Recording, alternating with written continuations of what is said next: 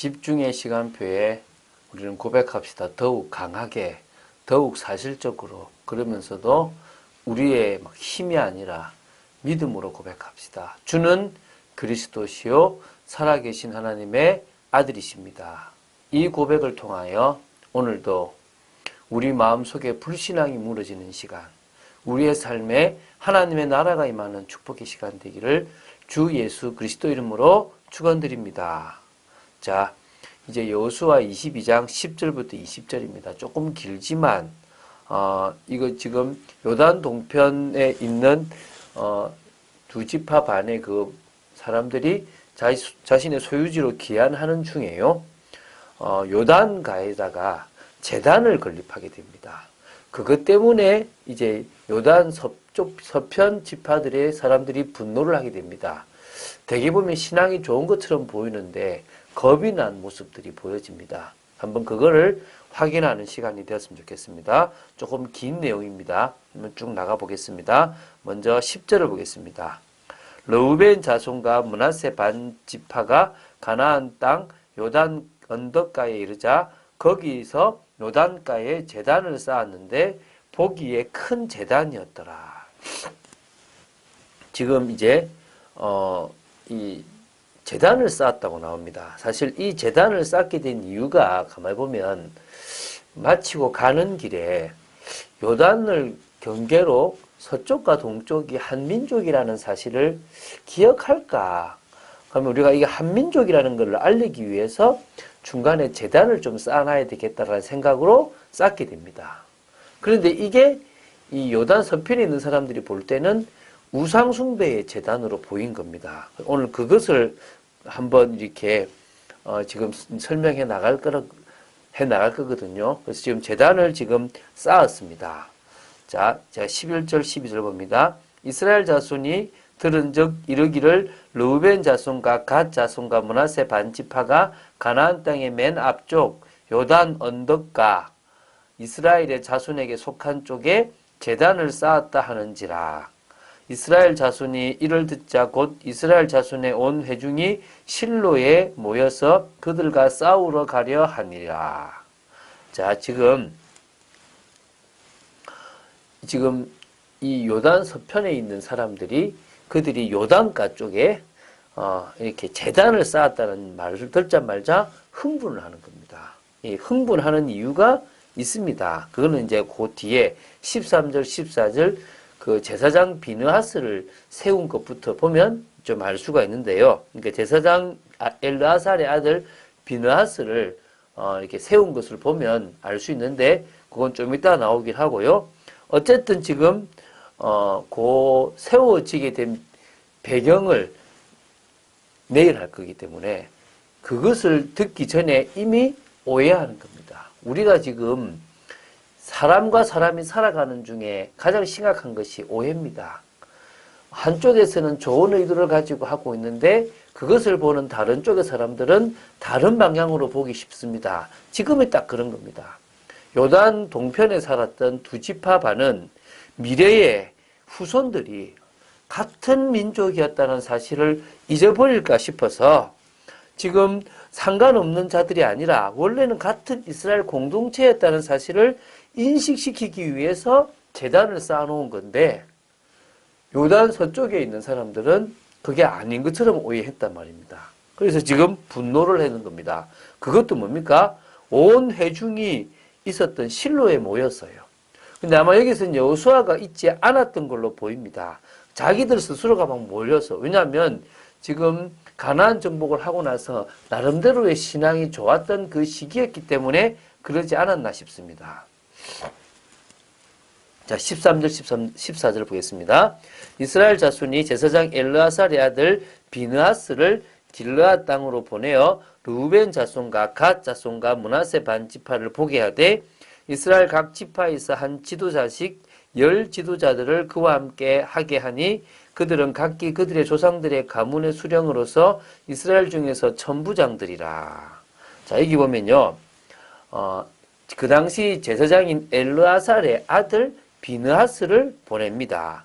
근데 이 제사장을 이 지금 파송하는 어떻게 보면은 조사단으로 지금 보내고 그들에게 지금 항의할 어떤 대표로 지금 열 지파와 제사장의 아들 비느하스를 보내는데요. 왜 이렇게 보내느냐? 특히 제사장을 두었냐 그러냐면 그들의 행위가 우상 숭배일 거라는 것을 생각했기 때문에 그것에 대한 대처로 제사장을 먼저 세웠고요.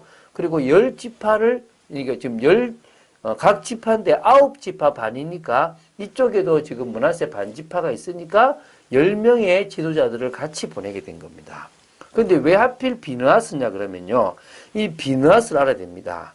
이게 지금 이 아론의 손자이면서요. 엘르아살의 이 아들인데요. 나중에는 대제사장이 될 사람입니다. 그런데 이 사람이 그 과거 이 모압으로 말미암아 음란한 그것에 빠져버리게 돼요. 그때 일어나가지고 그들을 이렇게 찌르게 되거든요. 창으로서. 그 사건이 바로 바알 부올 사건이라고, 한마디로 하면 부올 사건이라고 그러는데, 그때 죽음이 누구냐면 시므리라는 사람과 고습이라는 사람입니다. 이 두 사람과 이 여인들을 창으로 찔러 죽이는 일을 이 비느하스가 하게 되고, 그때 하나님의 진노가 멈추게 됩니다. 그렇기 때문에 우상숭배와 관련된 이 일에 가장 적합한 자로서 비느하스를 생각하게 되었다고 보시면 됩니다. 그리고요, 이제 15절, 16절을 보겠습니다. 그들이 길르앗 땅에 이르러 르우벤 자손과 갓 자손과 므낫세 반 지파에게 나아가서 그들에게 말하여 이르되 여호와의 온 회중이 말하기를 너희가 어찌하여 이스라엘 하나님께 범죄하여 오늘 여호와를 따르는 데서 돌아서서 너희를 위하여 제단을 쌓아 너희가 오늘 여호와께 거역하고자 하느냐. 그들의 눈에 보였습니다. 뭐라 보였습니까? 하나님께 범죄하는 걸로 보인 겁니다. 그리고 지금 여호와를 따르는 데서 돌아서서 자신들을 위한 제단을 쌓은 것으로 보였다는 겁니다. 그래서 왜 여호와를 거역하느냐? 그걸로 보인 거죠. 그 의도를 물어보기 전에 한번 물어보자. 다 알 건데, 부활의 사건도 알고 이런 많은 사건들을 알 건데 왜 하필 이렇게 세웠냐? 이렇게 물어보면 될 건데 왜 거역하느냐? 왜 너희를 위한 제단을 쌓았느냐? 이러고 있습니다. 왜? 그거에 대한 다시 말하면 진노가 자신들에게도 오게 될까 싶어 들어온 겁니다. 그걸 좀 이따 보겠습니다. 부올의 죄악으로 말미암아 여호와의 회중에 재앙이 내렸으나 오늘까지 우리가 그 죄에서 정결함을 받지 못하였거늘 그 죄악이 우리에게 부족하여서 오늘 너희가 돌이켜 여호와를 따르지 아니하려고 하느냐. 너희가 오늘 여호와를 배역하면 내일은 그가 이스라엘 온 회중에게 진노하시리라. 지금 나오죠. 부올의 사건을 끄집어냅니다. 바로 바알 부올, 바알을 섬김으로 말미암아 임했던 진노, 그게 막 그것으로 인해서 받았던 그 피해들이 아직까지도 남아 있다는 느낌이 드는데 또 이 범죄로 말미암아 어떤 형벌, 어떤 진노가 내릴까 대한 뭐가 생겼습니까? 두려움이 있습니다. 그 바알 부올 사건으로요. 사실은 24,000명의 그 사람들이 연병으로 죽었습니다. 그것 때문에 엄청나게 많은 일들이 일어났단 말입니다.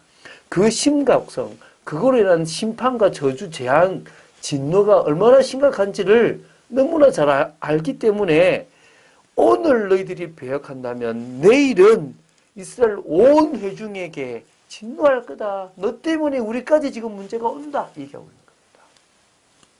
여러분, 지금 좋은 마음이 아닌 거예요. 죽으려면 너희들 죽지 왜 우리까지 죽이냐 이러고 있는 거예요. 그러지 마라. 내 형제여, 너희들이 우상을 숭배한다면 너희들이 지금 얼마나 큰일 나겠냐. 이게 아니라 왜 너 때문에 우리까지 망해야 되냐 이러고 있는 겁니다. 그런데 너희의 소유지가 만일 깨끗하지 아니하거든 여호와의 성막이 있는 여호와의 소유지로 건너와 우리 중에서 소유지를 나누어 가질 것이니라.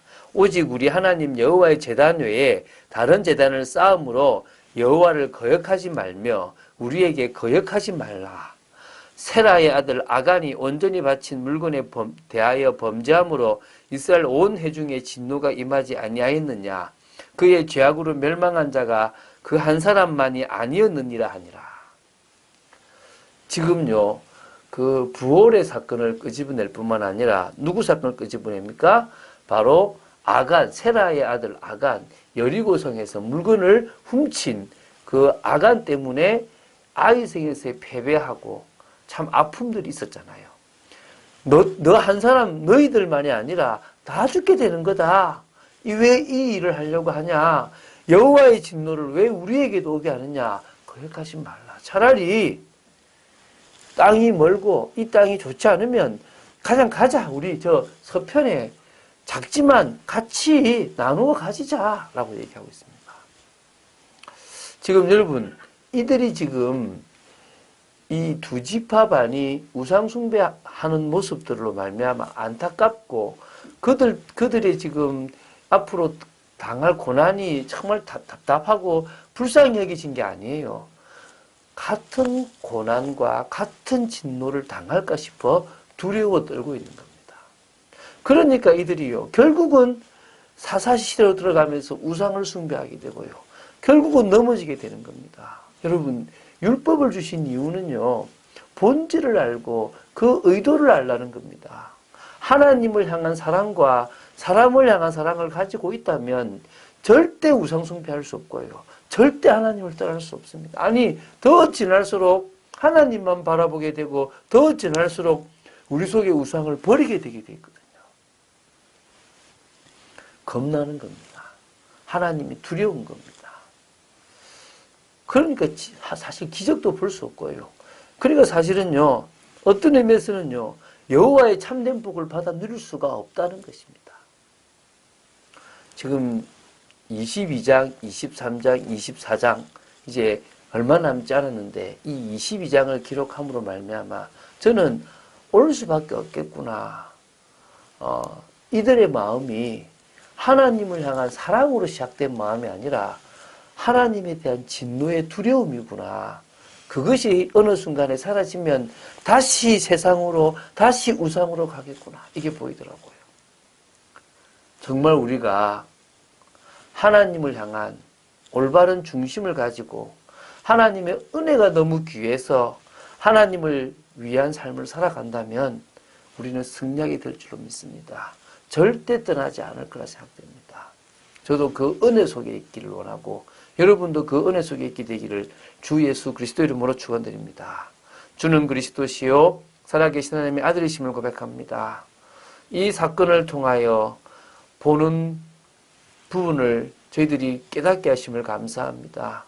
사건을 보고 문제를 볼 때 진노에 대한 부분들로 보는 어리석은 저희들이 되지 말도록 지켜주시고 하나님의 사랑과 하나님의 은혜로 보는 눈이 열리도록 지켜주시옵소서. 오늘 하루의 삶 속에서도 기적이 일어나고 오늘 하루의 삶 속에서도 주님이 주인 되어지는 축복이 일어날 줄로 믿습니다. 주 예수 그리스도 이름으로 기도드립니다. 아멘.